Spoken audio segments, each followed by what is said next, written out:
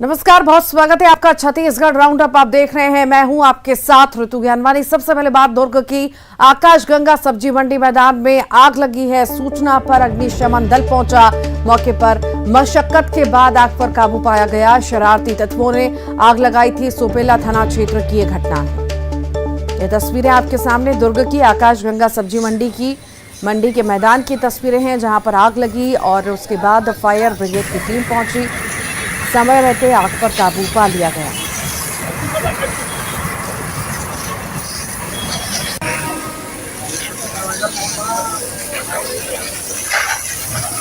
गंभीर लगा पहन के जाना ना, ठीक है।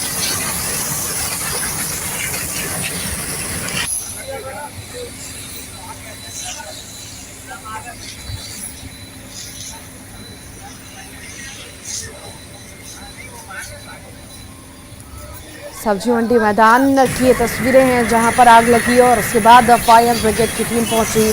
कड़ी मशक्कत के बाद आग पर काबू पा लिया गया। ज्यादा जानकारी के लिए मिथिलेश हमारे साथ जुड़ गए। मिथिलेश, शरारती तत्वों ने आग लगाई है मैदान में, सब्जी मंडी मैदान में, आखिर पता चल पाया उनका कुछ और क्या स्थिति?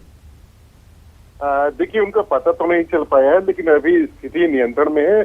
समय रहते अग्निशमन विभाग के दस्ते ने आग पर काबू पा लिया गया। नहीं तो एक बड़ा हादसा हो सकता था। कई दुकानें वहां पर, शॉपिंग कॉम्प्लेक्स भी है, इलेक्ट्रॉनिक्स की दुकानें भी है, तो ये आग धीरे धीरे फैल जाती और एक बड़ा रूप ले लेती। लेकिन इससे पहले ही अग्निशमन विभाग का दस्ता वहां पर पहुंचा। हालांकि आग बुझाने में कड़ी मशक्कत करनी पड़ी, क्योंकि आग खुले रूप में थी। वहां पर काफी आग फैलती जा रही थी। वहां रखे सामानों में भी आग लग गई थी, लेकिन किसी तरह से आग को रोका गया है। आग पर फिलहाल काबू पा लिया गया है। बताया जा रहा है कि कोई शरारती तत्वों ने वहां पर आग लगाई थी। वो कौन है और किस तरह से आग लगाई है और क्यों आग लगाई है, इसका पता नहीं चल पाया है। तो पहले पुलिस को इसकी सूचना दी गई है और पुलिस इस पूरे मामले में जांच कर रही है। हम तस्वीरें देख रहे हैं कि किस तरह से आग ने विकराल रूप धारण कर लिया है और देखते ही देखते बहुत सारी आग फैल गई है। कई सारा नुकसान भी हुआ है। कुछ अनुमान जताया गया है या लगभग कितने का नुकसान हुआ होगा, मिथिलेश? देखिए, अभी मैदान के पास में कई सामान रखे हुए थे, वो जल गए थे। ऐसा कोई अभी अनुमान तो नहीं लगाया कि आकलन नहीं किया गया है, लेकिन काफी कुछ नुकसान जरूर हुआ है। इसका आकलन किया जाएगा। लेकिन सबसे बड़ी बात यही रही है कि जिस जगह में ये आग लगी है, चारों ओर ये व्यावसायिक परिसर है, जहाँ पर बड़ी बड़ी दुकानें भी हैं और कई दफ्तर भी हैं। वहां पर ये आग लगी थी। तो गनीमत ये रही है कि समय रहते इस पर काबू पा लिया गया। अन्यथा जब ये आग और फैलती तो निश्चित रूप से और बड़ा भारी नुकसान हो सकता था। तो फिलहाल अभी स्थिति नियंत्रण में है और समय रहते इसको बुझा लिया गया है। जैसा कि आप बता रहे हैं, कई सारे व्यापारियों की यहाँ पे दुकानें हैं, इलेक्ट्रिक शॉप है, साथ ही साथ बहुत सारे ऑफिसेज भी बने हुए हैं, वहां पर भी आग फैल सकती थी। आसपास सीसीटीवी फुटेज भी होंगे। मिथिलेश, कुछ कहना है प्रशासन के लोगों का कि उससे कुछ खंगाला गया हो? देखिए, अभी जांच यदि जैसे जैसे आगे बढ़ेगी, इन सबको भी खंगाला जाएगा। सीसीटीवी कैमरे भी वहां पे निश्चित रूप से लगे होंगे और आसपास जितने भी दुकानें हैं उनको भी देखा जाएगा कि आखिरकार ये आग कैसे लगी है। क्योंकि निस्संदेह जो जिसने भी शरारती तत्वों ने जो भी आग लगाई है, उसका उद्देश्य क्या था, वो क्या कोई शरारत ही कर रहा था या उसका मकसद कुछ और था, ये तमाम जांच के विषय है। निश्चित रूप से ये सीसीटीवी कैमरे या अन्य चीजों से मालूम चल पाएगा। तो फिलहाल प्राथमिकता यही थी कि आग पर काबू पा लिया जाए। उसके बाद में ये जांच जरूर की जाएगी कि आखिरकार आग लगी कैसे थे और क्यों लगाया गया था, इसमें कौन शामिल है। सबसे बड़ी बात यह है कि जिस तरह से सब्जी मंडी भी बाजू में है, आकाशगंगा सब्जी मंडी, वहां भी जो कुछ असामाजिक तत्व के लोग पीछे बैठे रहे थे, हो सकता है कि वो वहां से कोई आया हो और आग लगाया हो, जिसका सिर्फ शरारत करना ही एक मकसद होगा। हालांकि ये प्राथमिक रूप से कहा जा रहा है कि कोई शरारती तत्व हो सकता है। पूरी जांच के बाद में स्पष्ट हो पाएगा कि आखिरकार आग कैसे लगी थी और क्यों लगाया गया था। जी मिथिलेश, जांच के बाद तो स्पष्ट हो ही जाएगा। वहां पर मिथिलेश, आसपास में भी कई सारे लोग होंगे, उनको कुछ पता हो क्या? आपने उनसे जानने की कोशिश की, कोई शरारती तत्व हो जो लगातार यहाँ पर आकर बैठते हो, या किसी से लड़ाई झगड़ा होता हो या हुआ हो, या किसी बात पर विवाद हुआ हो जिस वजह से किसी को हानि पहुंचाने के लिए या साजिश के तहत किया गया हो? देखिए, बताना चाहूंगा कि जिस जगह में ये आग लगी थी वो व्यावसायिक परिसर के पीछे का हिस्सा है, मैदान वाला हिस्सा है। आज चूंकि संडे का दिन भी है, लोगों का आना जाना होता है और लोग अपने अपने कामों में व्यस्त सकते हैं। जब आग धीरे धीरे बढ़ी तब किसी को ये मालूम चला कि वहां पर आग लगी हुई है, और फिर उसके बाद में इसकी सूचना जो है अग्निशमन विभाग को दी गई और उसके बाद अग्निशमन विभाग का दस्ता वहां पर पहुंचा। किसी को ये आभास नहीं हुआ था कि आग कैसे लगी। जब वो बढ़ने लगी तब उसको ये पता चला कि आग काफी बढ़ गई है और ये बढ़ते जा रही है। तो इसकी सूचना देने के बाद में अग्निशमन विभाग का दस्ता वहां पे पहुंचा है और आग बुझाने का प्रयास किया गया और आग में काबू पा लिया गया है। कुछ लोग भी वहां पे मौजूद थे, लेकिन किसी ने ये देखा नहीं कि आगे ये आग कैसे लगी थी। तो ये तो फिलहाल तो वही है कि जांच के बाद में ही पूरा स्थिति जो है स्पष्ट हो पाएगी। मिथिलेश, जो वहां पर आप बता रहे हैं कई सारा सामान रखा हुआ था जो जलकर खाक हो चुका है, आखिर वो सामान क्या था, किसका था? वहां पर यूजुअली अक्सर वहां पर लोग वहां पर रखते हैं या मना है रखना, इस बारे में कुछ जानकारी आपको हो? देखिए, वो मैदान है, वहां पर सामान अपना अपना जो है वो रख देते हैं। वो किस तरह का सामान है ये तो पता नहीं चल पाया और किसका सामान है, लेकिन जरूर है कि आग को बड़ा रूप लेने में वो सहायक हुआ है, क्योंकि सामान भी वहां पे था काफी कुछ, वो जल गया है। वो किसका सामान था और कितने का इसका है अभी फिलहाल आकलन नहीं किया जा सका है। ये पूरा सब जो जांच होगी उस जांच में स्पष्ट हो पाएगा। जी मिथिलेश, मौके पर कौन कौन पहुंचा? इतना विकराल रूप ले लिया आग ने, जिस तरह की तस्वीरें हम देख रहे हैं, आग की लपटें हम देख रहे हैं, धुएं का गुबार देख रहे हैं हम, और फायर ब्रिगेड को भी बहुत ज्यादा मशक्कत लगी होगी। अगर कितना समय लगा ये आग को बुझाने में और कितने समय में टीम पहुंच गई थी वहां पर? देखिए, जब सूचना दी गई तो उसके बाद अच्छी बात ये रही कि तत्काल वहां पर गाड़ी पहुंची कि आधा घंटे के भीतर में गाड़ी पहुंच गई। उसके बाद आग पर काबू पाने का प्रयास किया गया। वहां पर जिस तरह से बता रहा हूँ कि परिसर का जो एरिया है, व्यावसायिक परिसर है, वहां पर निश्चित रूप से व्यापारी वहां पे मौजूद थे। तो ये ऐसा बड़ा कोई जिम्मेदार व्यक्ति तो नहीं पहुंचा, लेकिन वहां के लोगों ने भी मदद की है और आसपास जितने लोग वहां पे थे जो पहुंच सकते थे और जो मदद कर सकते थे, वो मदद करके इस आग को काबू में प्रयास किया गया, काबू पाने का प्रयास किया गया। तो निश्चित रूप से ये सभी के सहयोग का ही नतीजा रहा कि जो कम समय में आग पर काबू पा लिया गया। ठीक, बहुत शुक्रिया मिथिलेश। छत्तीसगढ़ बाल संरक्षण आयोग की नवनियुक्त अध्यक्ष तेज कुंवर नेताम ने बच्चों के मोबाइल यूज करने को लेकर बड़ा बयान दिया। अध्यक्ष का कहना है कि मोबाइल के इस्तेमाल से बच्चों पर नकारात्मक असर पड़ता है, ऐसे में उन्हें मोबाइल के इस्तेमाल से बचना चाहिए। अध्यक्ष ने यह भी कहा कि ऑनलाइन पढ़ाई से ज्यादा बेहतर विकल्प रेगुलर पढ़ाई है। दरअसल छत्तीसगढ़ राज्य बाल संरक्षण आयोग ने बाल अधिकार और कानूनों पर चर्चा के लिए रायपुर में 1 दिवसीय कार्यशाला का आयोजन किया था, जिसमें प्रदेश भर से पुलिस अधिकारी, न्यायिक मजिस्ट्रेट और आयोग के सदस्य पहुंचे थे। और रही सवाल बच्चा मन के भविष्य के सवाल है, बच्चा मन ला आगे कैसे बढ़ाना है, विकास कैसे करना है और बच्चा के भविष्य बनाना है, एक लिए सब चर्चा होएगी है।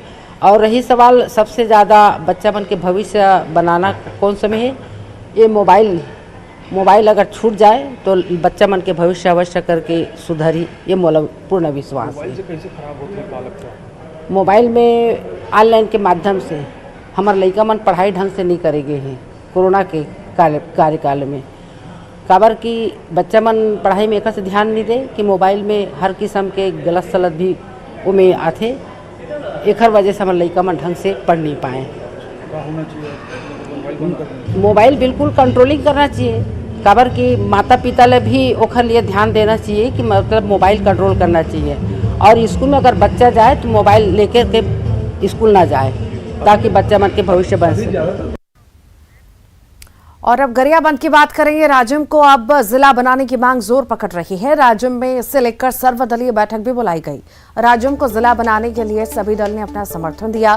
बैठक में विधायक अमितेश शुक्ला, पूर्व सांसद चंदूलाल साहू, जिला पंचायत सदस्य रोहित साहू, अधिवक्ता संघ, पत्रकार संघ और सर्वदल के नेता, जनप्रतिनिधियों के साथ आम जनता भी शामिल हुई। देखिए, हम लोग का पूरा समर्थन है कि राजिम जिला बने, और क्योंकि मेरा तो यहाँ भावनात्मक लगाव है, छुटपन से आया हूँ। किरोई में हमारा घर है, श्याम कुटीर, वहाँ पर मैं रहता भी हूँ कई बार, और वहाँ पर खेती किसानी भी हमारी है किरोई में। तो निश्चित रूप से एक भावनात्मक लगाव बहुत ज़्यादा राजिम जिला बने, मगर थोड़ा सा ये और आसान हो जाता जब गरियाबंद जिला डिक्लेयर करा, उसी के साथ ही राजिम जिला जो है डिक्लेयर करवा देना था। वो एक थोड़ा सा बात है, क्योंकि जो है अब हम लोग को प्रयास थोड़ा और करना पड़ेगा, मगर प्रयास में कोई कमी नहीं होगी और निश्चित रूप से हमारा पूरा प्रयास है कि राजिम जिला बने और हम लोग हर तरह से प्रयास करेंगे कि राजिम जिला बने। राजिम जिला बनाने की मांग को लेकर बहुत दिन से चलते आ रहा है, लेकिन एक बैठक नहीं हो पाया था। तो आज सर्वदलीय बैठक राजिम में, धर्मनगर राजिम में रखे हैं, जिसमें क्षेत्र के पूरे जनप्रतिनिधि, समाज प्रमुख, व्यापारी संघ, वकील संघ, जितने जो गणमान्य नागरिक हैं, सभी जने आज उपस्थिति दर्ज कराए हैं और सभी का सहयोग मिल रहा है। राजिम जिला जरूर बनेगा। हमारे क्षेत्र के माननीय पूर्व सांसद जी, माननीय विधायक जी, प्रथम पंचायत मंत्री जी भी उपस्थित हुए हैं और राजिम जिला जरूर बनेगा। जब तक नहीं बनेगा तब तक हम लोग हमारी मांगे मांगते रहेंगे। राजिम जिला बनना चाहिए, इसलिए कि ये ऐतिहासिक, पौराणिक, आध्यात्मिक नगरी है, जिसके साथ साथ त्रिवेणी संगम भी है। पूरे छत्तीसगढ़ ही नहीं बल्कि अन्य स्टेट के आस्था का केंद्र है। ऐसे स्थल को जहाँ जहाँ आस्था का केंद्र है वहाँ जिला बन चुका है। राजिम उसे अछूता रहा है, तो हम सब चाहते हैं कि राजिम जिला बने। हम मांग करते हैं, पुरजोर इसका समर्थन भी करते हैं कि अविलंब भूपेश बघेल जी राजिम को जिला बनाने की घोषणा करें और कार्यवाही शुरू कर दे। रायपुर में एसआई अभ्यर्थियों ने भर्ती परीक्षा रद्द किए जाने पर विरोध प्रदर्शन किया। पुलिस विभाग में भर्ती रद्द होने से अभ्यर्थियों में गुस्सा है। अभ्यर्थियों ने काला कपड़ा पहनकर राजधानी में काला दिवस मनाया, सरकार के खिलाफ गुस्सा जाहिर किया है। व्यापम ने पुलिस भर्ती की लिखित परीक्षा को रद्द कर दिया है, जिससे अभ्यर्थियों में आक्रोश है। रायपुर के धरना स्थल पर इस वक्त मैं खड़ा हूं और ठीक मेरे पीछे आपको काले कपड़े पहने हुए कुछ युवा दिखाई दे रहे होंगे। मसला भी बता देता हूं कि आखिर ये लोग यहां पर क्यों बैठे हैं। आज इन्हें एसआई भर्ती की परीक्षा देनी थी, लेकिन परीक्षा रद्द कर दी गई और अब परीक्षा हॉल में जाने के बजाय रायपुर के धरना स्थल में इनका प्रदर्शन चल रहा है। इनसे बात करते हैं। आज परीक्षा आपकी होने वाली थी, परीक्षा हॉल में आप बैठते, लेकिन आज यहाँ प्रदर्शन कर रहे हैं। परीक्षा रद्द भी हो गई है, कितना प्रभाव पड़ा? प्रभाव तो बहुत पड़ रहा है। 4 साल से वेट कर रहे हैं। सिर्फ आज की बात नहीं है, बार बार ये होता है, फॉर्म रीओपन होता है, लेकिन आगे प्रोसेस बढ़ ही नहीं रहा है। हमारी यही मांग है कि और अब बात धमतरी से आई ऐसी खबर की जिसकी सराहना सभी कर रहे हैं। पूर्व सांसद चंदूलाल साहू ने अपनी विधवा बहू की फिर से शादी रचाकर समाज को न केवल सीख दी बल्कि कल्याणी का आंगन खुशियों से भर दिया।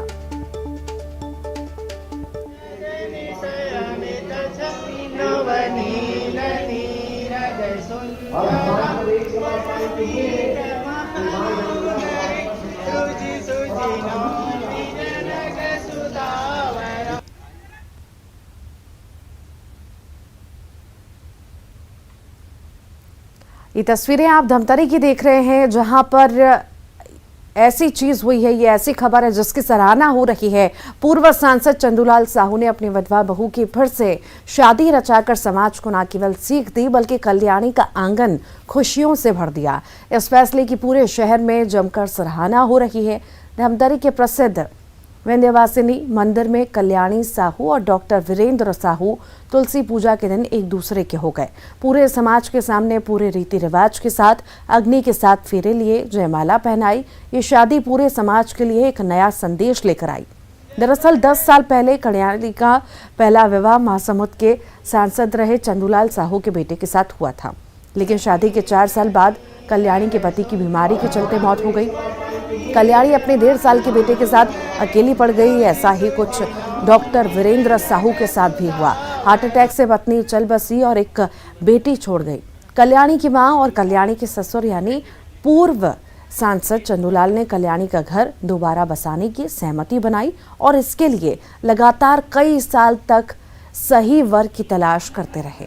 आखिरकार ये तलाश धमतरी के डॉक्टर वीरेंद्र साहू पर जाकर खत्म हुई। अब 2 बच्चों को माता पिता की छत्रछाया मिल गई है। 2 अधूरे परिवार पूरे हो गए और सभी समाजों को विधवा विवाह का क्रांतिकारी संदेश भी दिया। देखिए, अकेलापन जो है वो दुनिया का सबसे बड़ा रोग है और बहुत सारी ऐसी जिम्मेदारियां होती हैं जिसको लोग अकेले निभा नहीं सकते। और मैं जब इनसे मिला तो इनकी भी जो कहानी है वो बिल्कुल मेरे जैसे ही है। जब इनका बच्चा 1.5 साल का था, उस उम्र में इनको बहुत सारी यातनाएं झेलनी पड़ी, बहुत सारी जिम्मेदारियां अकेले निर्वहन करनी पड़ी, और मैं जो अभी कर रहा हूँ वो ये कर चुके हैं। तो मुझे काफ़ी अच्छा लगा कि मुझे लगा कि इनसे बेहतर जीवन साथी मुझे कहीं नहीं मिल सकता। और जीवन तो जीने का ही नाम है, तो कहीं न कहीं जीवन को एक नए तरीके से शुरुआत करनी चाहिए। राजनांदगांव में नशे के सौदागर पर पुलिस ने कार्रवाई की। पुलिस ने नारायणगढ़ इलाके से बड़ी मात्रा में नशीली दवा बरामद की। पुलिस ने नशे के तस्कर को भी गिरफ्तार किया। पुलिस पकड़े गए आरोपी से पूछताछ कर रही है। बड़ी मात्रा में नशीली दवा के बरामद होने से पुलिस इसे बड़ी कामयाबी मान रही है। बताया जा रहा है कि पुलिस ने मुखबिर की सूचना पर नशे के तस्कर को पकड़ा। आरोपी नारायणगढ़ से नशीली दवा लेकर दुर्ग की ओर जाने वाला था, तभी पुलिस ने घेराबंदी करते हुए उसे गिरफ्तार किया और बड़ी मात्रा में नशीली दवा जब्त की। इस संबंध में जानकारी ली जा रही संबंधित थाना से, और इसने कुछ जानकारियां और दी है जिसको डेवलप किया जा रहा है, और जो भी इसमें तथ्य आएंगे, जो भी व्यक्तियों के नाम आएंगे, उसके खिलाफ भी वैधानिक कार्रवाई की जाएगी। रायगढ़ नगर निगम में डेंगू के मामले लगातार बढ़ रहे हैं। अब तक 42 मामले सामने आ चुके हैं, लेकिन अभी तक यहां साफ सफाई अभियान नहीं चलाया जा सका। दवाओं का छिड़काव भी अब तक नहीं हुआ। वहीं मामले को लेकर महापौर निगम प्रशासन के गंभीर होने का दावा कर रहे हैं, लोगों को जागरूक करने का दावा कर रहे हैं, लेकिन जमीन पर ऐसा कुछ दिखाई नहीं देता। कराएंगे लगातार हर वार्ड में, और साथ में हमारे टेमी फास्ट है उसका छिड़काव कराएंगे, पाउडर है, लिक्विड है, और जो कि हमारे स्वास्थ्य विभाग के द्वारा भी बैठक की गई है उसमें भी मितानिन है, आंगनबाड़ी के हैं, और हमारा निगम की टीम और साथ में जनप्रतिनिधि सभी के संयुक्त टीम बनाया गया है। उसमें हर प्रकार से समझाइश दी जाएगी और जागरूकता अभियान चलाया जाएगा लगातार। अब बात करेंगे कोरबा के, जहां सलिया भाटा गांव के एक आंगनबाड़ी केंद्र में 5 साल के मासूम की संदिग्ध मौत हो गई। बताया जा रहा है कि बच्चा सुबह आंगनबाड़ी जाने के लिए अपने घर से निकला था, कुछ देर बाद ही उसकी मौत हो गई। घटना की सूचना मिलते ही गांव में हड़कंप मच गया। बच्चे के परिजनों से जिंदा समझकर जिला अस्पताल लेकर पहुंचे, जहां डॉक्टर ने जांच कर उसे मृत घोषित कर दिया। फिलहाल पुलिस ने मामला दर्ज कर जांच शुरू कर दी है।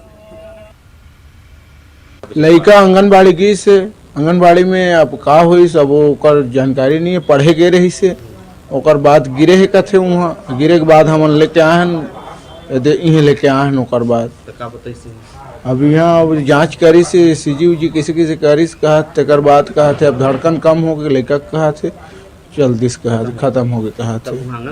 फिर बाद में 12 बजे खेलते हुए बच्चे लोग पहुँचे और तुरंत हुआ, जैसे बेहोश हुआ तुरंत मैं बुलवाई उसके मम्मी को, और वो दौड़ते हुए आई और बच्चे को फिर ली, तुरंत अस्पताल लेकर आई।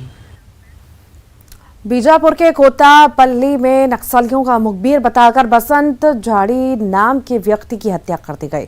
मृतक बसंत झाड़ी क्रेडा में टेक्नीशियन के पद पर तैनात था। मृतक बसंत झाड़ी पत्रकार राजेश झाड़ी का भाई था। हत्या के बाद गांव में दहशत का माहौल है।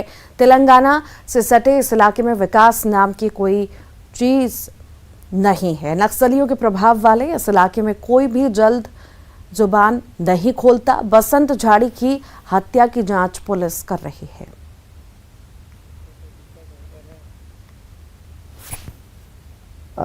दुखद घटना है हमारे लिए, क्योंकि हम लोग इतने अंदरूनी क्षेत्रों में जाते हैं और सभी के सहयोग से काम करते हैं इतने अंदरूनी क्षेत्रों में, तो स्वाभाविक सी बात है कि ऐसी घटना से तो हमारे जितने भी कर्मचारी हैं थोड़ा सा डरे हमें से हैं। बिल्कुल हम लोग चाहेंगे कि हमारे जो कर्मचारी हैं है ना के साथ तालमेल रखें और अच्छे से करें, ताकि हम लोग उन्हीं के लिए जाते हैं, उन्हीं के लिए काम करते हैं और उन्हीं के लिए ही।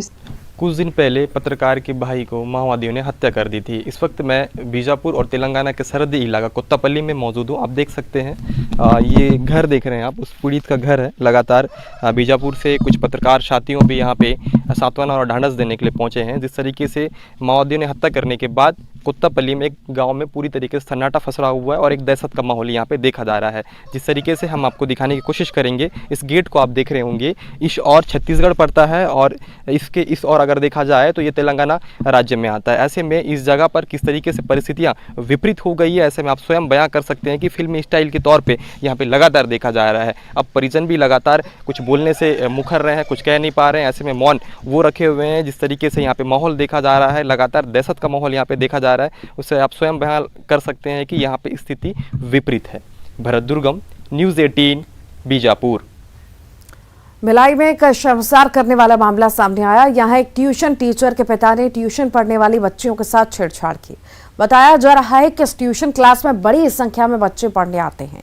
एक बच्ची के साथ उसी क्लास की शिक्षिका के पिता ने अश्लील हरकत की, जिससे बच्ची रोने लगी, घर चली गई। घटना की जानकारी मिलने के बाद बच्ची के परिजन थाने पहुंचे, मामला दर्ज कराया।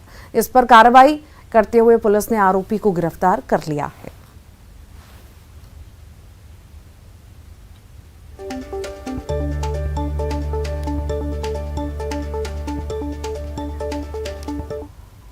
कांकेर की बात करेंगे। यहां 7 दिनों बाद भी कब्र से खोदकर निकाले गए चैती बाई के शव का अंतिम संस्कार नहीं हो सका।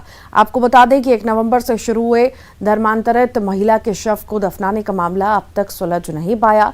आमाबेड़ा के ग्राम कुर्रूटोला निवासी चैती बाई की मृत्यु के बाद उसके ही पट्टे वाली जमीन में उसके बेटों ने दफना दिया था। इस बात को लेकर आदिवासी समाज के कुछ लोगों ने अपने गांव की जमीन में धर्मांतरित महिला के शव को जगह नहीं देने की बात कही थी। इधर न्याय की गुहार लगाने गए मृतक का पीड़ित पुत्र जब थाने पहुंचा तो थानेदार ने उसकी जमकर पिटाई की। कुछ लोगों ने चैती बाई के शव को खोदकर बाहर निकाला, जिससे प्रशासन शव वाहन में डालकर अंतागढ़ ले गया। घटना हुआ कि जो मैं गांव वालों की सहमति के अनुसार मैं अपनी ज़मीन पर दफनाया था। जो एक बार जो दफनाया हूँ उसे निकालने के लिए दोबारा नहीं दफनाया हूँ। जो लोग निकाले हैं उन्हीं लोग दफनाए। किन लोगों ने आपकी मां मतलब शव को निकाला है? पता नहीं कौन निकाला, मैं तो वहाँ नहीं था। जो निकाला है वो दफनाया। तो आपने क्या शव निकालने की अनुमति दी थी? नहीं दी थी। मैं तो घर में नहीं था। कौन निकाला था कौन नहीं निकाला था मैं नहीं जानता। तो आपने शव को कहाँ दफनाया था? मेरे जमीन पर। धमतरी की शांति कॉलोनी के एक मकान से चोर महिला और 2 लड़कों को गिरफ्तार किया गया। दरअसल कॉलोनी वासियों ने कोतवाली पुलिस से शिकायत की थी। उनका कहना था कि मकान में संदिग्ध लोगों का दिन रात आना जाना रहता है, तो वहीं काम में व्यापार चलने का भी अंदेशा जताया था। शिकायत के बाद पुलिस ने मकान में दबिश देकर 6 लोगों को गिरफ्तार किया।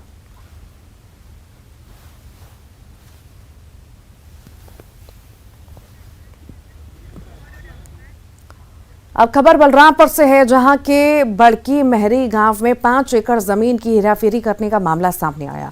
ग्रामीणों का आरोप है कि अमरजीत राय नाम के व्यक्ति धोखे से उनके कब्जे और मकान निर्मित भूमि का पट्टा बनाकर बेचने की तैयारी कर रहा था। जानकारी मिलते ही ग्रामीण तत्काल इस पर रोक लगाने के लिए उपपंजीयक कार्यालय पहुंचे। ज्ञापन देकर उपपंजीयक को पूरे मामले के बारे में बताया।